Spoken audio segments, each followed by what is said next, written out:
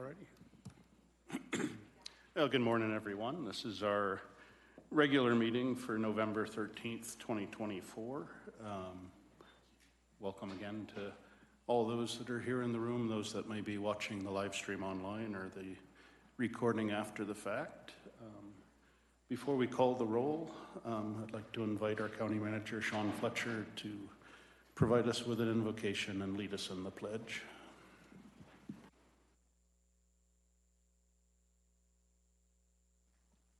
Let us pray. The word of God is the power of God unto salvation.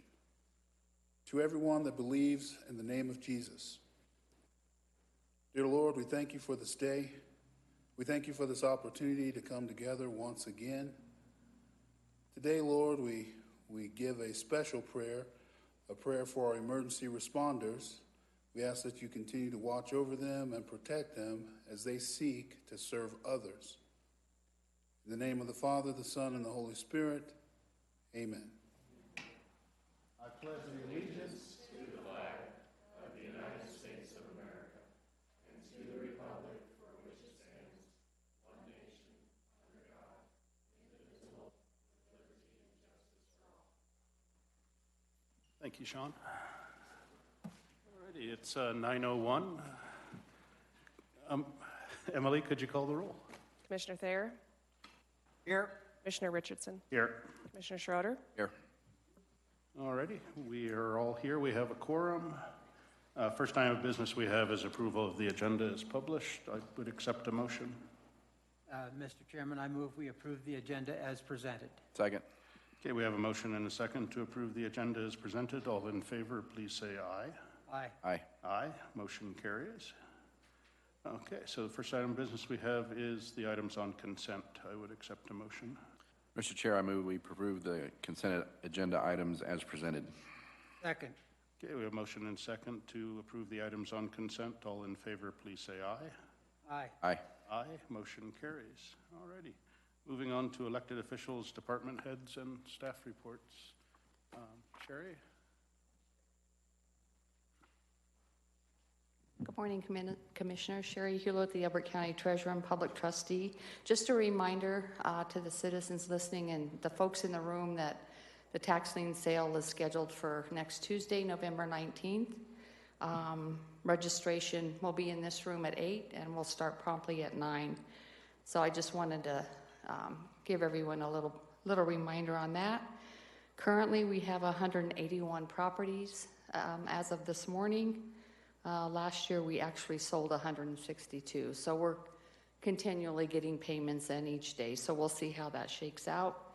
And that's about it. Alrighty, thank you so much.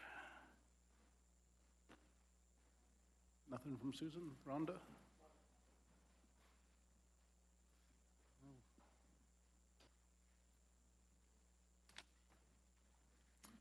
Morning. Good morning, Commissioners. Rhonda Braun, Elbert County Clerk and Recorder. It's my great honor and privilege to serve the citizens of Elbert County as your Clerk and Recorder. I have some updates since I've seen you last, which they haven't let me out of the basement for a while. I'm glad you escaped. So our election results so far, we have over 20,500 voters, an 86% turnout. And I say so far because of the snowpocalypse. Any voters that dropped their ballots off in other counties, we were not here to get FedEx shipments of those, and so we're getting some of those in now. So those numbers might change just a little bit with that. We had 1,283 in-person voters, which was a record for Elbert County. Record number voted in person, and many for the first time. It was very emotional for some of them. The one lady just sat and cried because it was just so emotional for her to be able to come in and do that. We saw many people bring their entire families, and the kids would vote a sample ballot and get a sticker, and we had future voter stickers, and put their ballot in with their parents, so they made it a family affair. That was really fun. We had several new legal citizens vote for the first time. a very special young man to me, passed his citizenship test, and they told him immediately, get online and register to vote. And he said, no, I'm gonna go see my mom. And so he came into Elbert County and registered to vote and was able to do that. So that was really exciting. There happened to be some other voters in there that were naturalized citizens, and so they were, all the judges came out and congratulated, and we had several people that were new citizens legally that got to vote in this election. So we celebrated that. The Elizabeth drop box was again the most popular. Over 40% of our ballots were dropped there, followed by the Singing Hills drop box with 26%, and at the Samuel Elbert building we had 23%. We had over 300 voters drop their ballots in other counties, and then those counties are getting them to us. I think we have most of them in, but we're still expecting some. This election came with some challenges. I went into it with prayer and trembling, and I asked God to send an army. And I'm pleased to tell you he did just that. I'm going to read a verse. May our Lord Jesus Christ and God our Father, who loved us and by his grace gave us eternal encouragement and good hope, encourage your hearts and strengthen you in every good deed and word. And he sent an army, he sent encouragement. I'm going to thank some of the people. I'm sure I won't get them all with my apologies, but he did send an army. And I will just tell you, Elbert County was covered in prayer. There are so many prayer warriors out there. They came in and told me, and they were praying for me specifically, for our county, for our election, for you guys, and that was very special. So some of the challenges that we had, I made a mistake on the voter instructions and instructed voters to put their ballots in a secrecy sleeve, which was not included. So that generated more than a few phone calls, and most of the voters gave a lot of grace on that, which I was very happy about, but it did make us a little bit more busy than we would have been. The Secretary of State's office published all the BIOS passwords in a massive security breach, and then decided not to tell the clerks, waited 5 days to tell the clerks, who found out about it on the news, and then they sent staff to change passwords on the election system during a live election, just days before the election.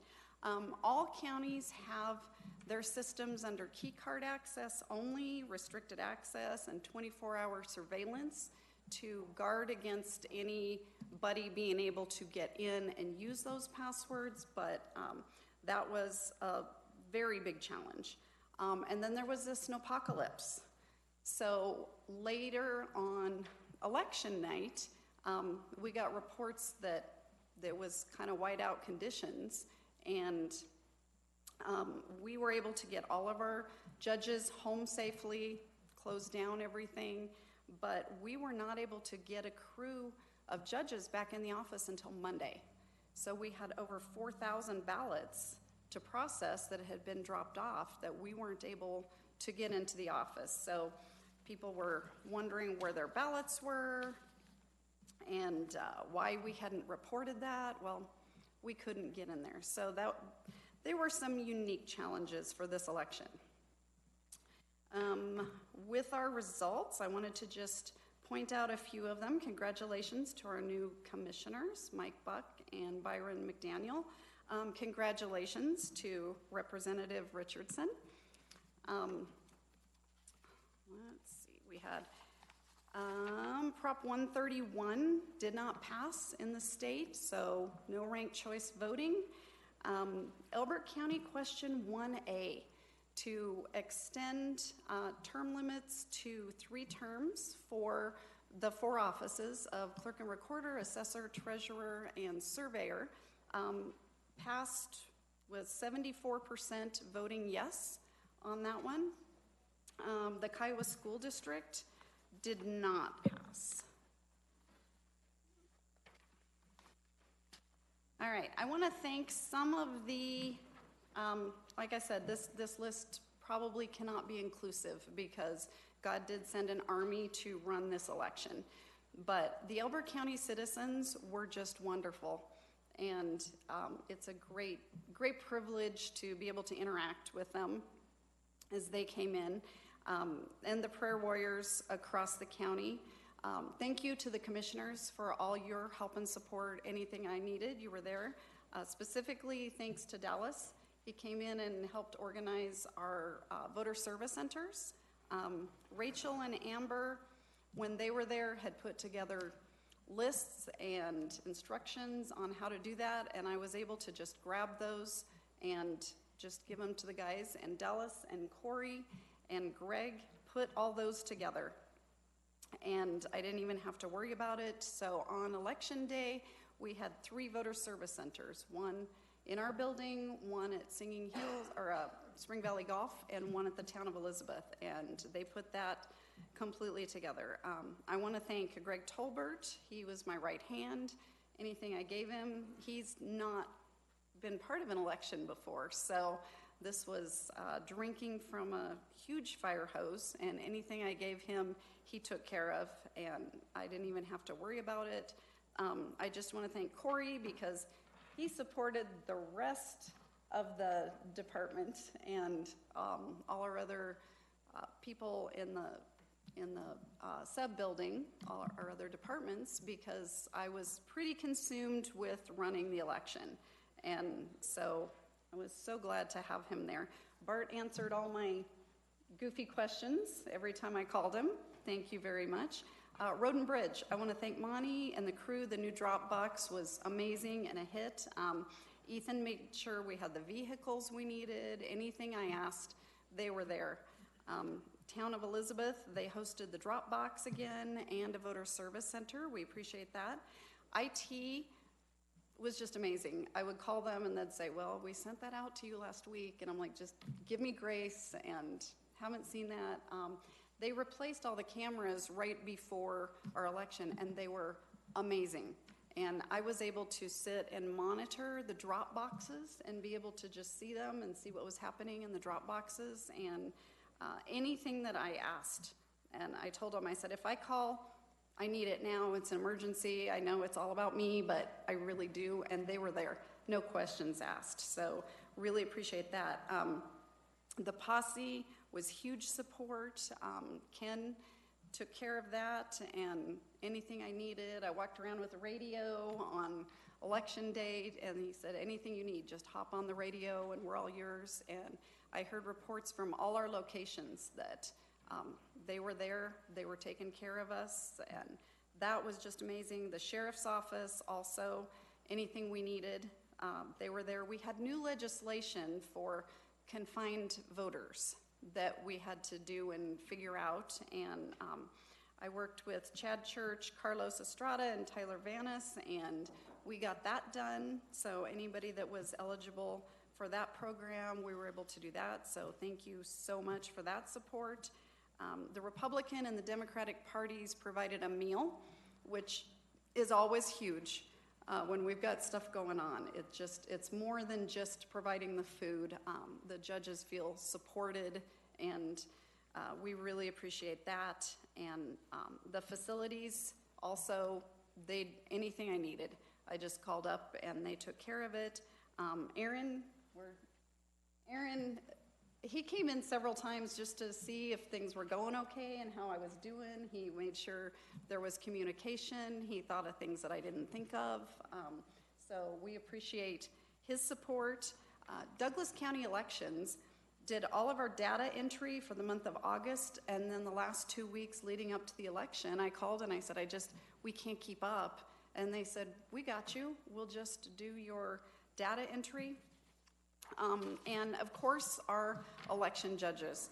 We had a smaller crew than normal for a presidential election, and they just jumped in there. And they said, what can we do? And some of them didn't even ask. They just said, I'm going to answer phones, take messages. When the Secretary of State's office came, they stayed late. They said, we're just not going to leave you here. We're going to take care of it. They did whatever. They came early, they stayed late. Every single one of them was just wonderful. And when I had trouble getting the schedule out just because I had so many things, they said, well, we know when we're supposed to be here. We'll just show up. And they gave so much grace. So both parties were amazing. So we had Beth and Danny, Diana, Juan, Debbie, Dee, Mary, Melanie, Bill, Sandy, Candy, Ken and Dallas, Tracy, Brad, Jim, Lorene, Carolyn, Julie, Chris, Ruthann, Art, Lori, Alan, Bob, and Karen. And I've got many more stories of things that happened and that we were blessed by if anybody wants to come and find out. But Well, thank you. Any questions? No, but thanks for the good work. No, I appreciate it, and for all your worry, I knew it would turn out okay. I do have a specific question, though. When the Secretary of State's folks came to redo the password, how involved were you with that, and did they show you any of the logs that were in through there to verify that hadn't been accessed remotely or in person, or was it they just did it on their own and we have to take their word for it? I was in the room and they did it on their own, and they did not. I don't believe that they looked at logs. I believe they just looked to see if Wi-Fi had been turned on. I could be wrong, but the only logs that we were asked for were the key card access logs. To the physical room? To the physical room, yes. Thank you. And again, great job. And I think a lot of worry ensures that things go smoothly. So for the movement of the box and the new one that was up on Singing Hills, that 26% that dropped off there, is that the typical amount? Did we see more or less after the move? It was a pretty typical amount. So, there was probably a little more in Elizabeth, but we have a lot of residents there too. I did feel like we saw more dropped off at the Samuel Elbert building. Okay. There was a lot of worry because of reports of boxes being blown up and things like that in other states.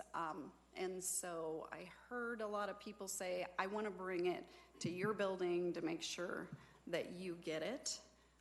So it was a pretty typical amount, but I was thrilled with the people voting in person, and they were so excited to do that. Well, thank you so much. Aaron?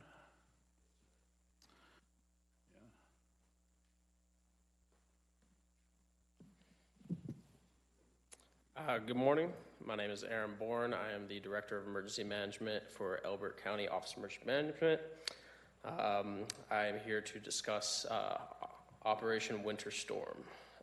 We have a couple other friends from Road and Bridge and a couple of our friends from town of Kiowa to speak on this response. So, good morning, honorable board, elected officials, Elbert County citizens. Thank you for allowing me to present today for this public hearing. We're here to discuss Operation Winter Storm and provide a comprehensive overview of our county's response to one of the most significant weather events Elbert County has seen in recent years. This operation, which started on November 6th and concluded on November 10th, was a true testament to our community's resilience, coordination, and dedication. From the onset, the winter storm November presented us with formidable challenges. Several snowfall, freezing temperatures, treacherous road conditions, and residents stranded or without access to essential services. These conditions necessitated immediate and coordinated action. Recognizing the severity, the Elbert County Board of County Commissioners declared a state of emergency on November 8th, enabling us to mobilize all vehicles, resources for the safety and support of our residents. I would like to highlight one of the most positive outcomes of this operations. We experienced 0 fatalities. I'll say that again, 0 fatalities or casualties throughout this entire winter storm November. This is a tremendous accomplishment and speaks directly to the core mission of emergency management, protecting life safety above all else. Thanks to the dedication and quick action of everyone involved, we were able to meet the primary goal and ensuring the safety and well-being of our community members. This outcome is a testament to the effectiveness of our coordinated response and the resilience of Elbert County. We are part of a multi-agency coordination operation, so I would just like to touch on that. I would like to acknowledge the outstanding multi-agency coordination that underscored every aspect of this response. The Elbert County Office of Emergency Management worked alongside numerous local and state partners, including our own Elbert County first responders, fire districts, road and bridge crews, and disaster volunteers. This coordinated effort was further strengthened by the support of Lincoln, Kit Carson, Cheyenne counties, as well as the Colorado Department of Homeland Security and Emergency Management, DHSCM, Colorado State Patrol, and the Colorado National Guard. Together, we addressed immediate life safety needs, from clearing primary and secondary roads to conducting rescues to providing emergency shelter and support for stranded residents, as well as individuals traveling through our county. In particular, our road and bridge crews worked tirelessly to plow and maintain roads, access under extremely difficult conditions. Their work enabled first responders to reach residents in need and ensure safe passages for essential personnel and supplies. The fire districts across the county also played a vital role, stepping into providing medical and rescue assistance and responding to incidents as needed. I extend a heartfelt thank you to each and every responder, volunteer, and team member who contributed to this operation.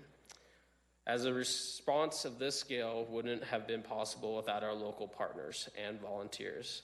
I want to extend a special thanks to several groups, just like Rhonda, won't be able to name them all, but I would like to point out specifically Maddie Bond, our new facilities director, did a phenomenal job with not much coordination and training for the emergency response, but he did a phenomenal job.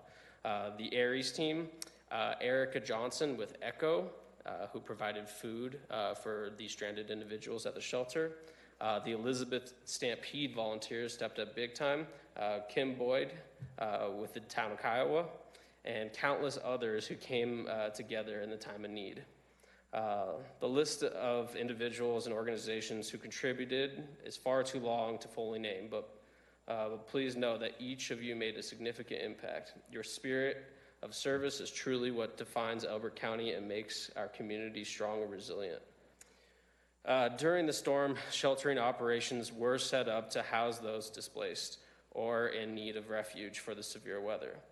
While we made every effort to provide a safe and supportive environment, we recognize that some concerns were raised during these operations. I want to be clear that Elbert County Office of Emergency Management is committed to learning and improving from this experience. Feedback, both positive and constructive, is crucial for us as we continue to strengthen our response capabilities. Following this event, we will conduct an official after-action review, or an AAR, in coordination with our community stakeholders and all who are involved in this operation. This review will allow us to assess the sheltering operations and all other facets of our response to identify successes and areas of improvement. We will use this opportunity to enhance our further preparedness and ensure that we are constantly progressing in our emergency management practices. Throughout the operation, we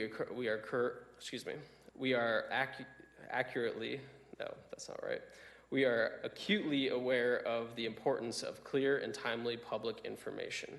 Elbert County residents remained informed about road closures, shelter availability, and ongoing safety measures via our coordinated communications, social media updates, and community alerts via Code Red. Keeping residents informed was a priority, even as we made challenging decisions that impacted multiple sectors and involved many stakeholders. Elbert County's community resilience has been on full display throughout the winter storm in November. Our residents responded with patience, understanding, and cooperation as we navigated these challenges together. This resilience, along with the dedication of our volunteers and officials, made it possible for us to address the storms effectively. I also wanted to extend a special thank you to our county leadership, including the Board of County Commissioners, County Manager, road and bridge crews, and all departments involved.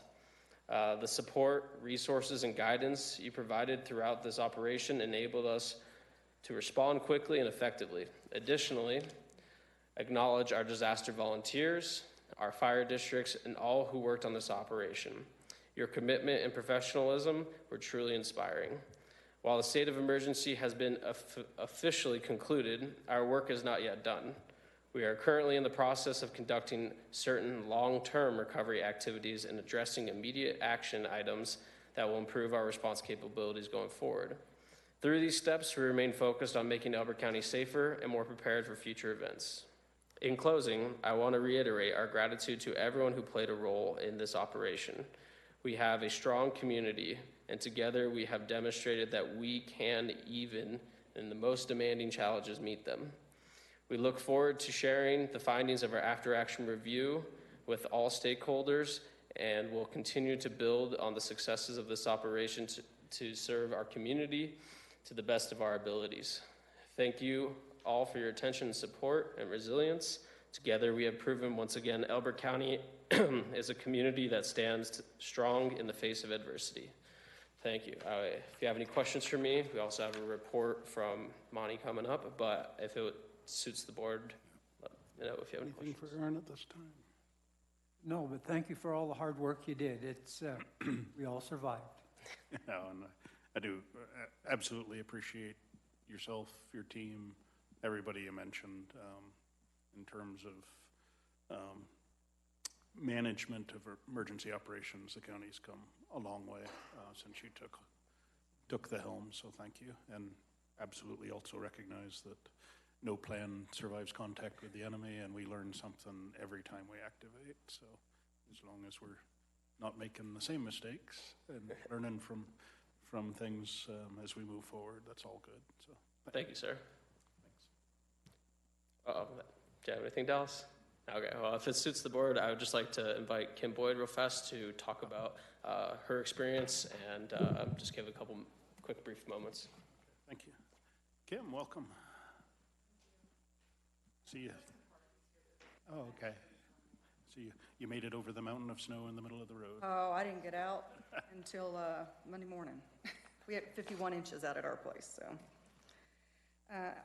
I think a memo has been distributed to all of you, from myself and the town board of trustees from Kiowa, and I would like to read that into record now. Some of you may know, or you may not know, I spent 20 or so years in law enforcement myself. Over that time in the field, I personally worked on more large-scale events than I care to remember, so I feel I can speak with this previous event with established knowledge and experience. In emergency management, those large-scale events range from man-made disasters like a terrorist attack to natural disasters like a hurricane, tornado, wildfire, or even an unprecedented winter storm such as the one we just had. Emergency teams involve themselves throughout the entire emergency life cycle of those events. For those that don't clearly understand what an emergency management is and what often goes on behind closed doors, emergency management begins with prevention. This means putting into place plans and procedures that help respond quickly and effectively to any emergency. It also means ensuring you have the resources you need to respond, such as personnel, equipment, and supplies. Once an emergency occurs, the emergency management team will go into action. They'll coordinate the response efforts of all of the different agencies and organizations involved and make sure that everyone is working together toward the common goal of protecting people and property. Finally, once that emergency has been dealt with, the emergency management team will conduct a post-emergency assessment, which is where we're at now, to find out what went well and what could be improved next time. This is where we take the lessons we learned from this disaster, good and bad, and formulate a plan for the next one. There will be a next one. As we move into the next phase of this previous disaster, I want to express the immense gratitude the town of Kiowa has for the numerous governmental entities, local nonprofits, businesses, residents, and volunteers throughout Elbert County that unselfishly answered that call for assistance that Elbert County put out. Specifically, we'd like to thank the Elbert County Emergency Management Director, Aaron Bourne, and his team for their exemplary coordination, support, and professionalism put forth as they tirelessly worked safeguarding our community and the rest of Elbert County through this entire event. They are comprehensive and effective. We would go to the trenches with them in any disaster, and I hope you know the value of what you have in that team. Lastly, we'd like to express our sincere appreciation for the outstanding performance of your Road and Bridge Division, CDOT personnel, Elbert County Fair Board, Elizabeth Stampede, Kiowa Fire Protection District, Elizabeth Fire, Elbert County Sheriff's Office, Elizabeth Police Department, Douglas County Regional Dispatch, and the National Guard, and most certainly many others we just aren't aware of yet. Each went above and beyond, and their dedication and hard, tireless work and professionalism did not go unnoticed. Your exemplary efforts not only helped the teams you worked with, they made differences in the numerous lives you touched during this event. With that said, today we celebrate there being not one fatality in this event. However, there were many successes. Some we're still learning about. While a simple thank you just doesn't feel big enough to show our immense gratitude, and all I can offer today, really, I would like them all to know we saw you. We're proud to stand with you, and we thank every one of you. Thank you, Kim.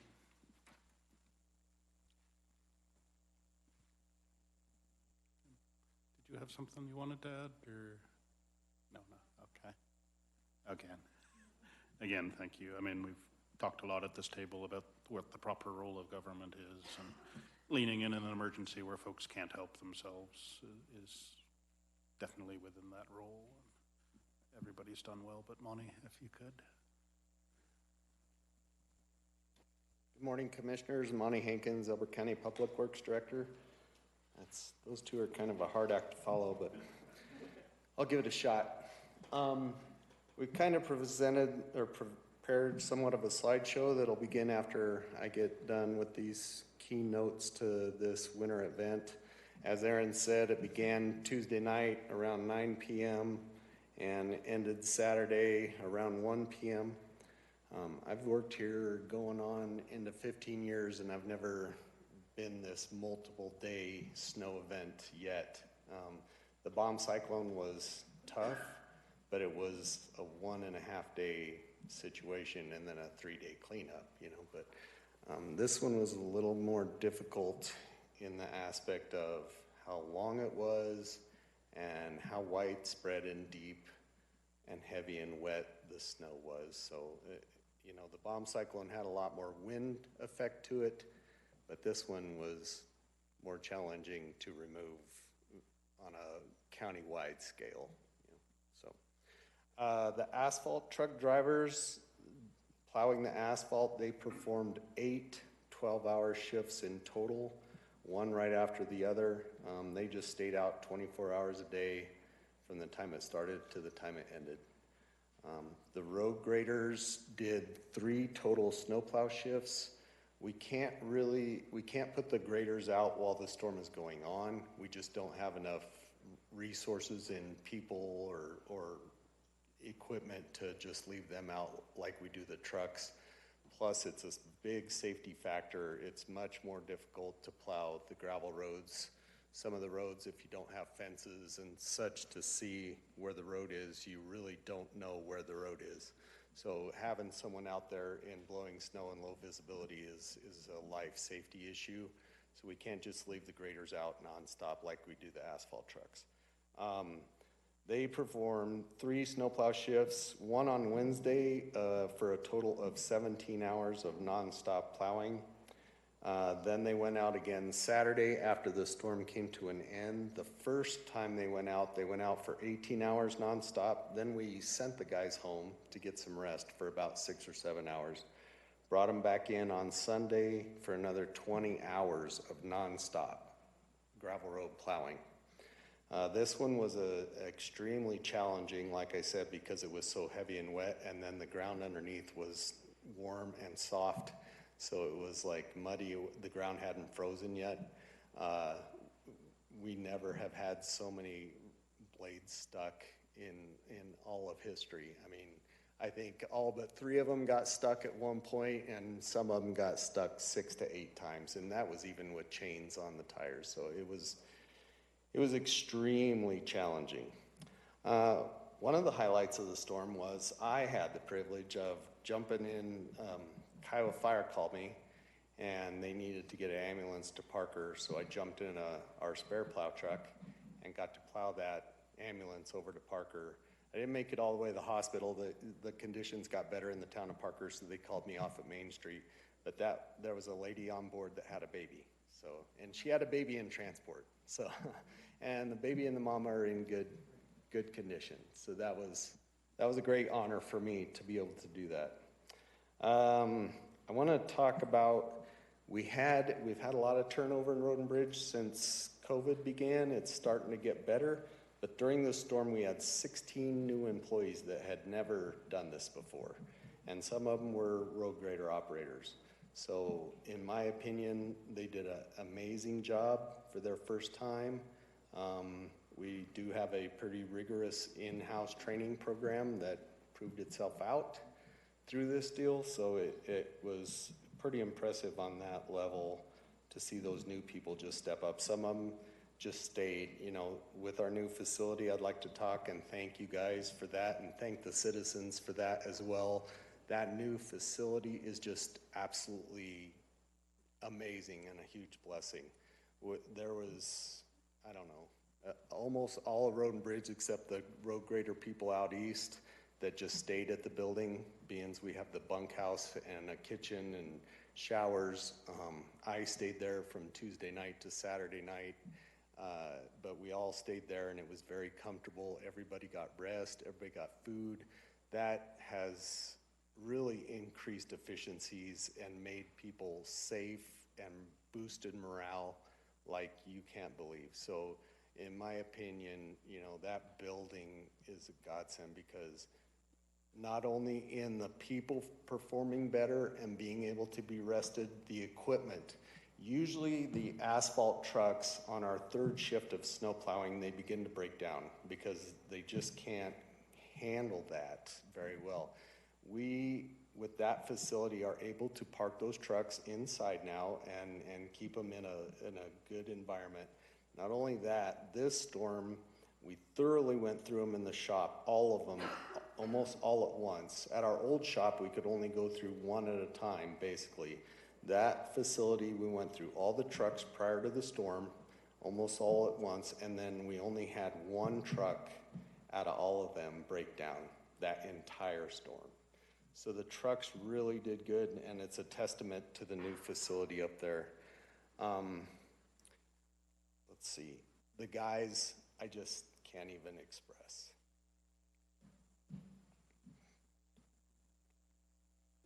Without getting emotional. I really wish the citizens understood the dedication that the guys have.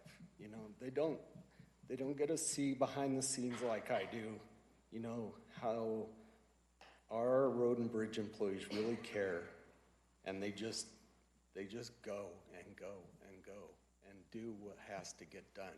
We did endless amounts of rescues and medical calls, and Aaron's going to compile those numbers later on.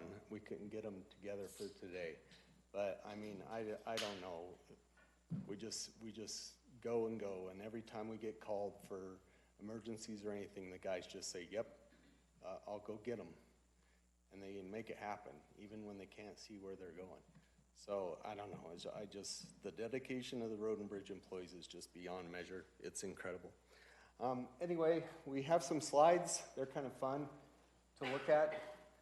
The first one here is CDOT had some challenges with equipment out on the Highway 86. Their truck broke down, and then their blade that they had deployed ended up sliding off the road and getting stuck. Out east, right around County Road 149, which is the road down to Matheson, there was several vehicles piled up out there, and the undersheriff got a hold of me. They were out there attempting to rescue those folks, and they did a really good job. They got them all out on their own, but they requested that we make an attempt to plow Highway 86 with our equipment. I got on the phone and made a few calls to CDOT and some other folks and got the approvals and the approval from you guys and the county manager to go ahead and pull the trigger on doing that. That's those two trucks right there plowing that highway. We plowed from Kiowa out to I-70 and back. And so never done that before. That was kind of interesting. That's a long stretch. But we got it done. This is County Road 10. This was on Monday. That's about an 8-foot drift. It was hard to get through. The blade that was gonna go do that on Sunday night broke down, so it had to wait till Monday morning, but we got a hole punched through there. Yesterday, the blades were out, widening everything out, but that drift in particular that was the biggest one I saw anyone speak of or take pictures of, is about 8 foot deep. That's County Road 105 north of Highway 86, and that's about what everything looked like. You know, as far as plowing, it was 3 or 4 foot deep. That is out east. I think, and we'll have a slide coming up, but I think out east received the most snow, like down in the L of the county. Almost all the roads looked pretty much like that one right there. This is Ridge Road, and like I say, if you look at the one on the right and can imagine trying to plow that before it's plowed, you really don't even know where the road's at. So it makes it extremely challenging, and I want to say thank you to all the citizens of the county for their patience. I know a lot of people had cabin fever, and really, honestly, we received a few calls, but not what I had anticipated as far as, you know, why haven't you plowed my road and that kind of thing yet. I think the citizens were very patient, and that is much appreciated. These are some of the snow totals that Aaron had sent me. I kind of did an average, taking Lyman out of there and stuff, and Deer Trail. I think in our county, we averaged about 29 to 30 inches countywide on the level. You know, it's interesting, I travel home and like from the bluff or the higher points of the county on the highway, and you look out and it's just so weird to see just nothing but white. I mean, you don't even hardly see, you know, yucca plants or anything. It's just the most strange thing. I've never seen that much snow countywide. This is a video that was taken by the ambulance of me plowing that ambulance and the baby over to Parker, if it'll play here.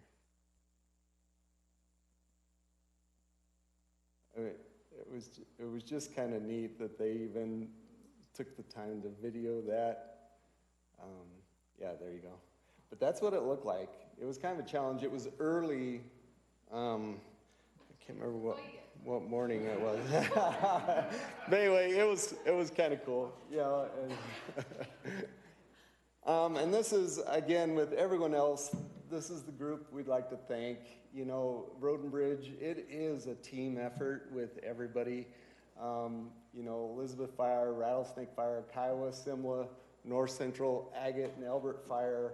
Of course, our department, all the people who work tirelessly in there. OEM, especially Aaron and I were together on the emergency radio just nonstop. The Sheriff's Department did an outstanding job. Those guys are absolutely incredible. All the school districts, the shelter volunteers, we did take some food over to them that we had in Road and Bridge. We had a little bit extra food, so I called and said, hey, are they getting low? So we ran some food over. Those people in there were doing a fantastic job.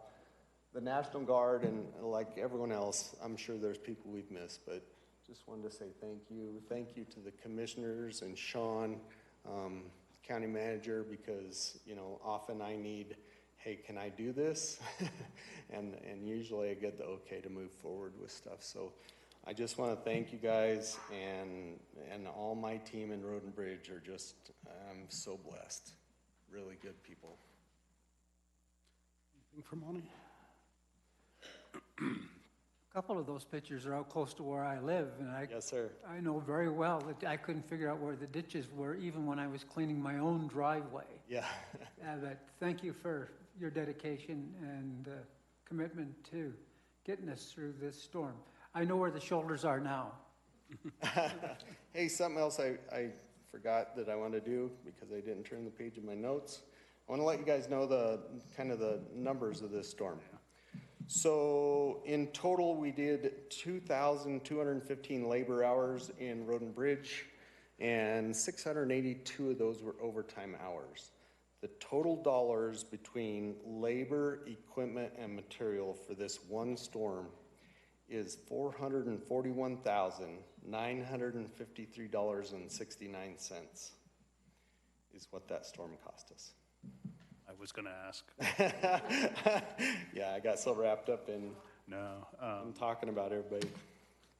I'll just quickly say thank you. I appreciate everything everybody did. Ms. Boyd, your letter is very, very nice. We appreciate that. Aaron, good job. I think, to me, it's always refreshing to hear when we have an event of how everybody comes together and works together as a team, even if from time to time we may have disagreements here and there. When there's an event, everybody comes together and works hard and gets it done. And so from this seat, it's fun to watch.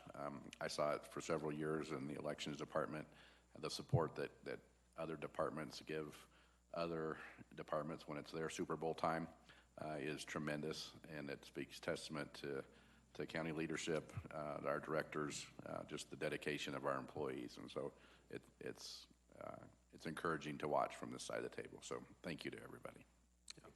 Yeah, I just, again, just to echo that. The folks, everybody involved, it was amazing. Your crews particularly, the amount of time and effort that they put in and dedication to the people of this county, just, I don't think it's matched anywhere. So good job to them, to you.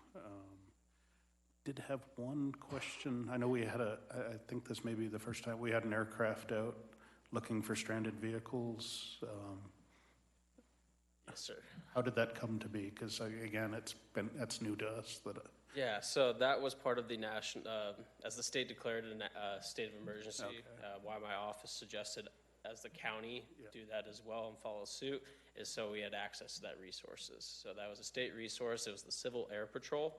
After one of our operational periods, we have multiple operational periods within the major operation, my state contacts from DHSEM, they put out a request saying, we're putting out the airplanes to do full surveillance of certain areas. So worked with Bonnie, as well as fire districts, if they had any areas of concern. They ran 2 full flight patterns, doing in areas of concern from our subject matter expert, Bonnie, as well as our fire districts. They identified vehicles, they relayed that to me, and then I was able to get it out to our first responders to do crews. I also suggested to the state bringing a team called Colorado 4x4. They are a state emergency multi-coordination resource. One of my friends actually runs the team. They came out and did technical rescues on top of what we were already doing, part of the response. Cleared all the vehicles that were noted from the aircraft flights, and it was just another way to do a secondary wave of clearing. And then yesterday, CSP had their flight. They were doing a maintenance flight, and they reached out to me directly via dispatch, asking to do an additional one. So we had an additional flight yesterday in the L. As we're well aware, that's the most remote part of our jurisdiction, and no other reports of stranded vehicles or individuals. So that's how that worked. Well, thank you. Appreciate that. I know Dave and Tim are here too. Do you have anything you guys want to add from your perspective on the snow ops or? Yeah. It snowed a lot. I would give my thanks to Monty and all of his crew for doing a remarkable job out there. The one thing that was in my mind, it's a little bit of a criticism, is CDOT was pretty much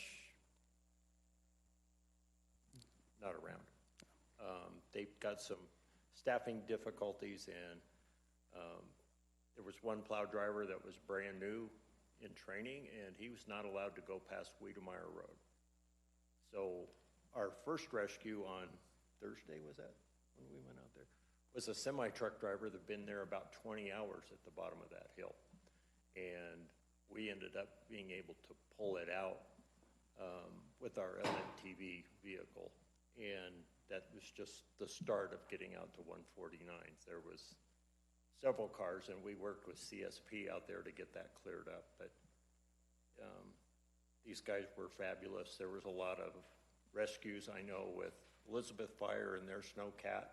Our snowcat is stationed up at Rattlesnake, and they did a bunch of rescues with that, as well as there was a snowcat out in Lyman too. So between the three of them, they did a lot of rescues.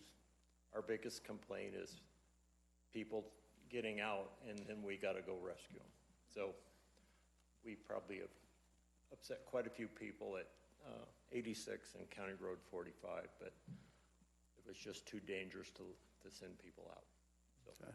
Oh, I appreciate that, and I did have the opportunity to talk with the CDOT Region 4 director. They were very grateful that in that gap that we had, that you guys could plow 86, but they were also pretty clear that their focus was And I think I-70 and not the secondary road. So we did have a little conversation about 86 being a primary road in this county. So, and that's a discussion that's going to continue. And I think the baby boy that was born, his name's going to be Montgomery. Thanks, Dave. Okay. I just want to wrap this up with just a show of that. I mean, just thank you for everybody. And that's our first storm of the season. So hopefully our biggest, but we'll see. Do we have any other staff or offices that want to present? Oh, Dave again. Dave Fisher, Under Sheriff. I didn't say that before. A little over a month ago, we had 2 deputies that were fired upon in a warrant service in the town of Elizabeth. And in our 5 years plus since we've been here, this is the 4th time that our deputies have been shot at. We had one deputy that was hit in the upper part of his vest, and again, 1 inch higher, he would have been dead. Another deputy was holding a ballistic shield that was shot 5 times. He actually moved to his left when the shots rang out to help cover his fellow officers. That shield saved lives that day. What I'm coming to you is we had a town hall meeting right after that shooting, and Commissioner Richardson asked me to get a list of the things we needed. And since that time, I've been in contact with the county manager. We've come up with a list, and I've worked with Tiffany also on this. We need about $118,000.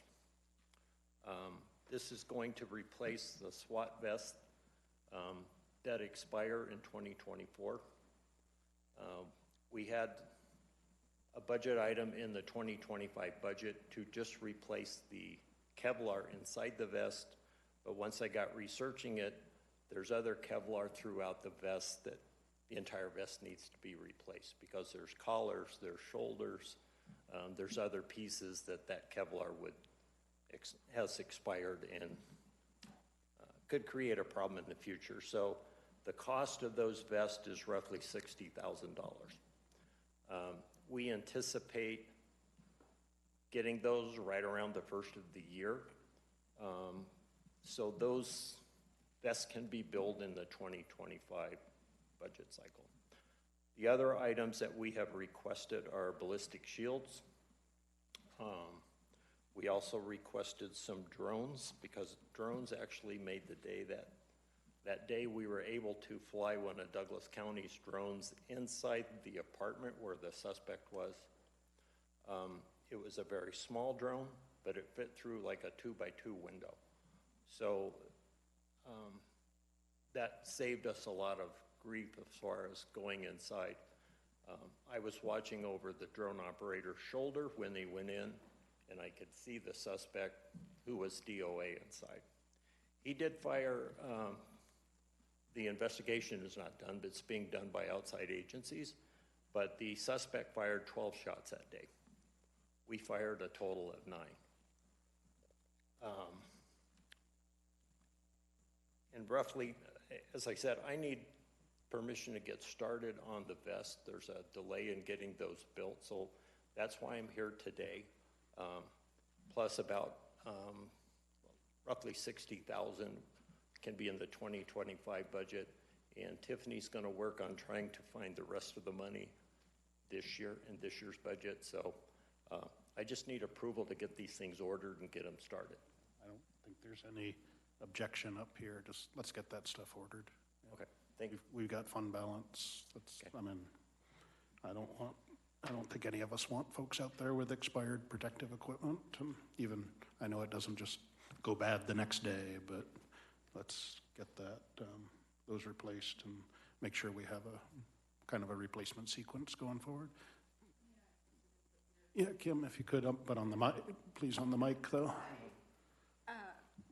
My previous experience was with the Colorado Springs Police Department, and one of our officers left there while I was employed there and started an organization called Shield 616. I don't know if you're familiar with that organization, but they are extraordinary in putting together a push and an effort to provide fire departments, police departments, EMS groups with ballistic equipment.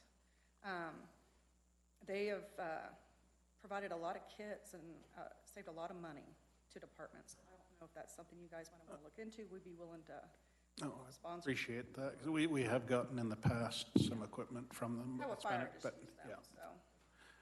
Alrighty. And our deputies do have helmets provided by 616 and some outer carriers and plates that are from 616. So we're going to be getting with them soon because that's coming in expiration too.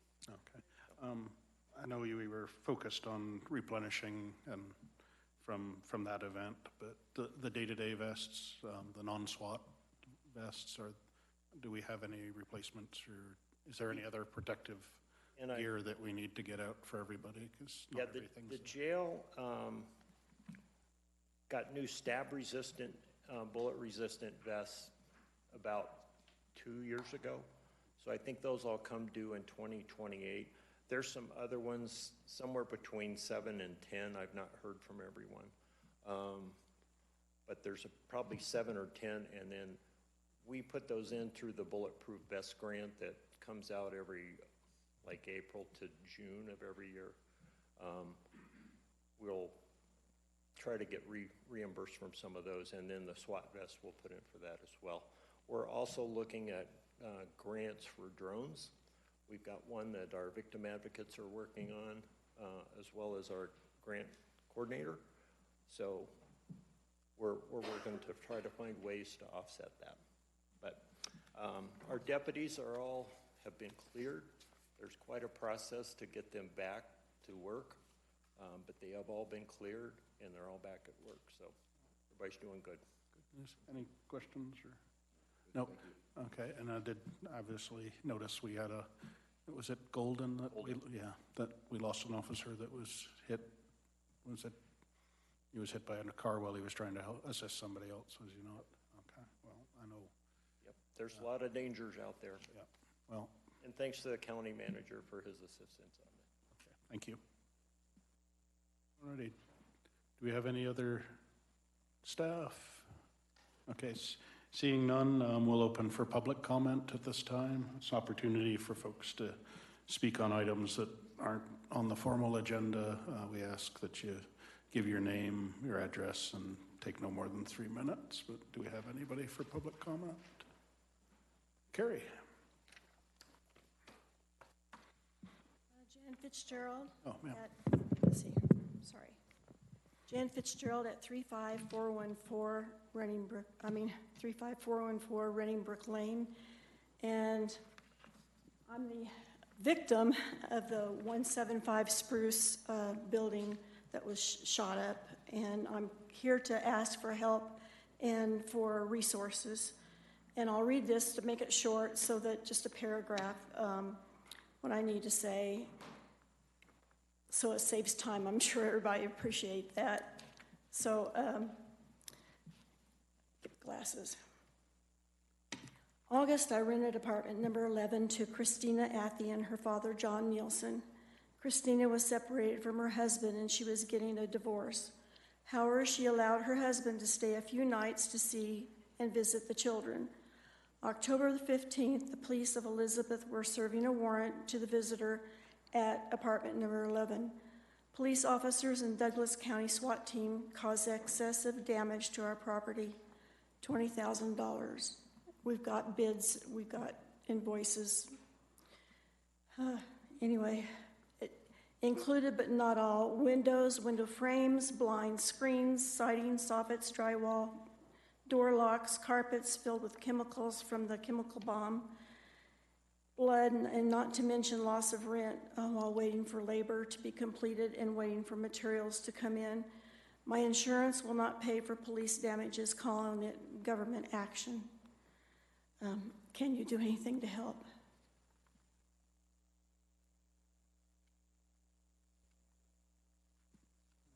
I guess that's one we probably need to sit down outside of a public meeting to see what responsibilities there are between Elizabeth, if any, ourselves, if any, the Douglas County, if any, totally understand the impact it had on your business and your property. So, Yeah. So where do you want me to go and what time and what day? if we could, if you could, I think we have your contact information. We've been emailing a couple times. Yes, Yeah, yes. so we need to get the right people together because there was Okay. a lot, as you mentioned, a lot of agencies involved. So Yeah, so just give me a call and tell me when and where, and I'll get there. we'll do so. Okay, thank you. Alrighty. Good morning, Commissioners. Carrie Giblets, 19656 Wiedemeyer Road, Kiowa. I, as a citizen, would like to give my thanks to the Office of Emergency Management, first responders, all the county agencies during this past storm. I appreciated all of the information that was shared. I felt like I knew what was going on. Road and Bridge, you were amazing. I've been out here 37 years, and it used to be, we would be snowed in for days and days and days, and I'm a person who loves to be snowed in, so I was a little disappointed to see you coming down our road on Saturday of all days. I thought, I've got a week to do nothing but stay home, but no, really, thank you so much. It was incredible. And I know with this storm, it's kind of hard to think about. Just 3 weeks ago, we had a wildfire, the Magic Dog Fire. And I want to thank Kiowa Fire and County Road and Bridge again, Sheriff's Department, first responders. Their quick and professional response was amazing. They need to be commended. That could have been horrific, especially those of us on Wiedemeyer Road. It's just one way in. And there were sheriff's officials on the road making us feel safe to know, do we need to leave, what was going on. They had helicopters out. It was incredible. So I never felt really scared. Maybe I should have, but I felt like we were in good hands. So I wanted to express the gratitude of everybody on our road, because I know we were all out there watching and waiting and very grateful. So I wanted to be sure and say that. As board member of Elbert County Environmental Alliance, I'm wondering if we've heard anything from Excel and kind of where we are in the process. So I'd appreciate any information on that. So thank you. Thank you, ma'am. Do we have any other public comment? Okay. Seeing none, I'll close public comment. Carrie, to your question, yes. On Thursday afternoon, late afternoon, we did get the official submission from Excel for their power line project.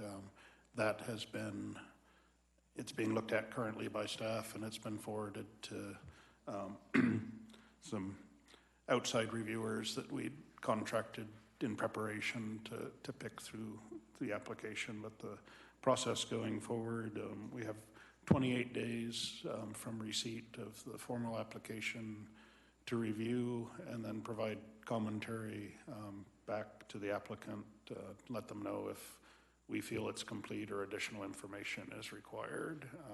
That's kind of our first and best opportunity to ensure that, really when I say we, our staff, to ensure that they have all the information that would be required before going out to referral.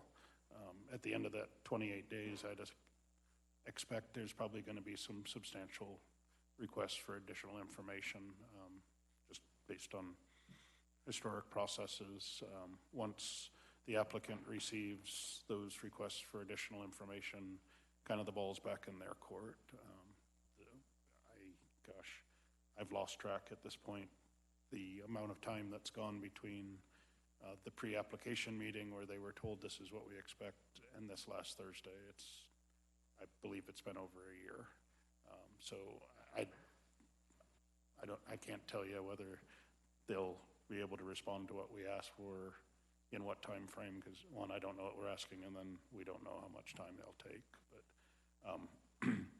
that could happen more than once, but once they return to us what staff determines to be a complete application that's ready to go out to referral, then there's a 90-day clock to roll through referrals, planning commission hearings, and then to the Board of County Commissioners for a final decision.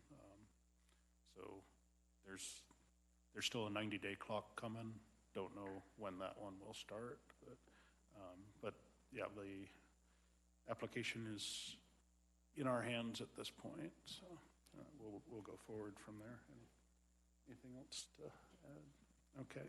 So with that, as I said, I'd close public comment. We'll move on to our discussion items for this morning. And the first, I'd like to bring up Matthew for our annual report from Veterans Affairs. Thank you.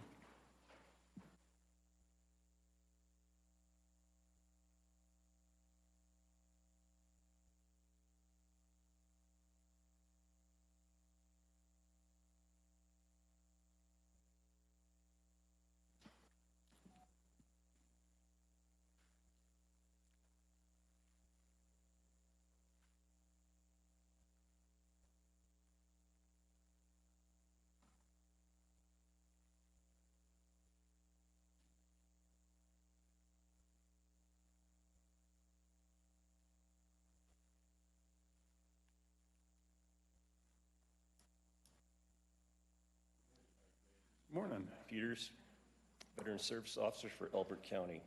Today I'll be presenting the 2024 Annual Report on Veteran Services.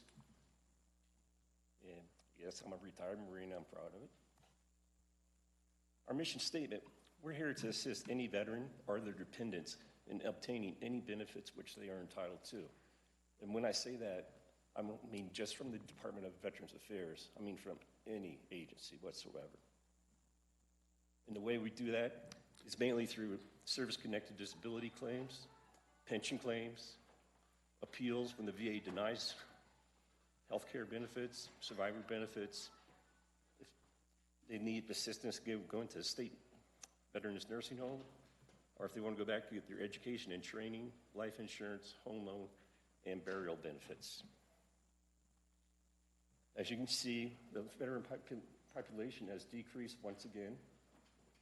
But my current data is next year it will actually increase about by 30 to 40 veterans because of the new housing developments coming in. Oh, I don't know if you can cancel that. There's a little pop-up there that, just in case it.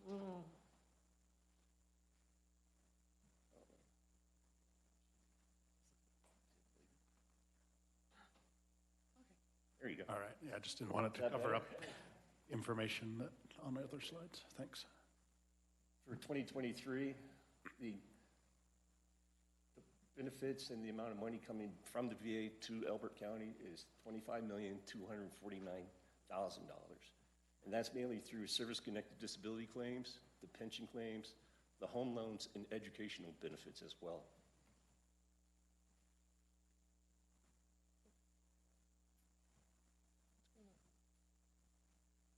For 2024, Veteran Services,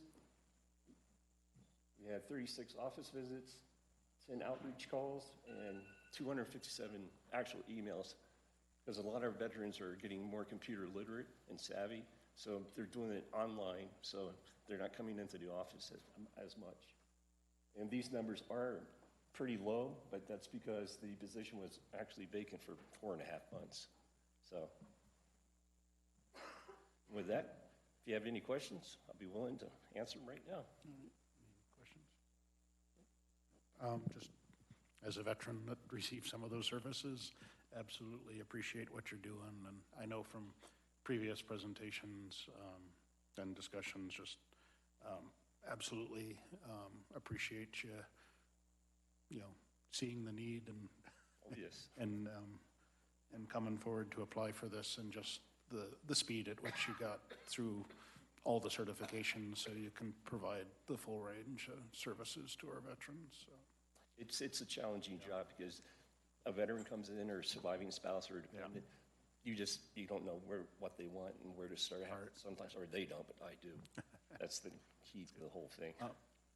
Have you had an opportunity to go out and visit at an American Legion meeting or any of the I've been out to the American Legion in Elizabeth twice. Okay, good. And I've just been driving all over the county I hear about just a group of veterans getting together for a lunch or something, and I'll just go and attend that. So No.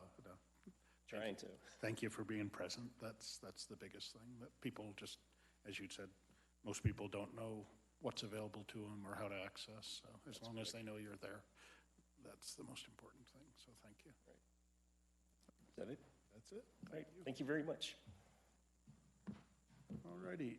Just a little bit on the end of year closeout and transition planning, mostly for staff on this.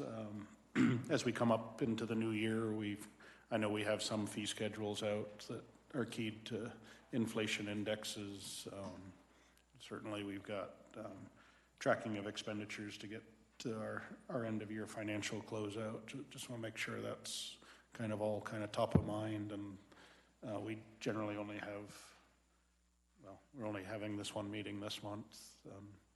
Next month we'll have one meeting and then one for budget approval. So if there's anything that needs to come to us that needs to be in place, policy changes that are driven by statutes that may go in effect in January, that sort of thing, just to have all the offices and departments take a look through anything that may need to come to us in this next meeting next month, so we're not starting behind with the new year. And that's part of the transition to the two new commissioners that will be coming in now that the election is over and soon to be certified. We can start working a lot more directly with them to make sure that transition is smooth and they're ready to pick up the ball in January along with Dallas. So anything specific you want them to be looking at? Alrighty. Next was we got some revisions being proposed for our construction standards and specifications. Dale, County Engineer, what have you got for us? Good morning, Commissioners. I'm Dale Gillen, County Engineer for Elbert County. So what we're requesting for this discussion to be approved in December is the update of Elbert County standards and specifications. The last time this was updated with minor additions was in 2019, and with the help of the Public Works staff on the construction side, we've come up with a lot of different things that need to be changed and updated in these specifications. So a lot of those things are correcting errors, double mentionings of different things, and clarifying some language that's confusing to some of our developers and contractors. And also just adding some things that we've seen recently with issues, and those will be shown in the examples. So I did put together 3 quick examples for you. The specifications are 354 pages, and we've got updates, small and moderate, throughout that whole document but that'll be presented to for everybody to review prior to acceptance. So the first example for proposal is construction cleanup, and that was due to some of these subdivisions that have their, trash bins and materials in the streets, and people complaining, and emergency vehicles not being able to get in and out. So we clarified a little bit there on just keeping their construction cleanup intact throughout their construction process. The second example for proposal is there's some outdated references for drainage criteria. For example, it used to be the urban drainage department, and now it's the Mile High Flood District. And so we just want to clarify things and update references that are being put out in this document so that they're everybody is getting the correct naming of anything that we're referencing. And the third example is we've added some road construction details. So we have a lot in the current specifications, but a lot of them are from CDOT, and a lot of them show curb and gutter and sidewalk, and a lot of our county roads, such as 158 and 166, that have just got repaved. And we're going to do some future roads with that model, which is on the detail here,